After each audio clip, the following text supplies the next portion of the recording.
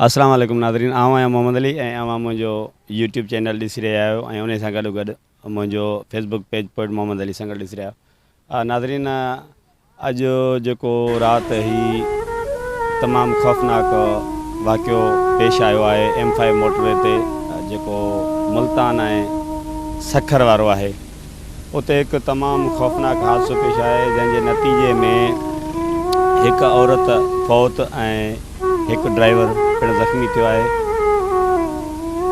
लाश खे एबटाबाद रवानो कयो वियो आहे ऐं जेको ज़ख़्मी ड्राइवर हुयो उन जी ट्रीटमेंट कई वई ऐं उन खे बि जेको आहे पंहिंजे ॻोठु वापसि मोकिलियो वियो आहे।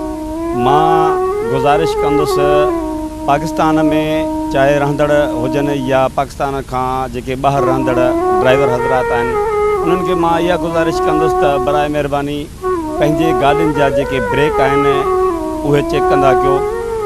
किथे तव्हां सां बि इहो हादसो पेश न अचे जीअं हाणे हीउ हादसो राति जो तक़रीबन 8:15 या 8:30 जो टाइम हुयो। अधु घंटो इहा गाॾी फसी रही ऐं अधु घंटे खां बाद में जेको आहे त इनखे ॿी गाॾी सां पोइ छिकियो वियो ऐं लाश खे कढियो वियो। तमामु उन वक़्तु जेको आहे त ख़ौफ़नाक हिकु मंज़र छायल हुयो।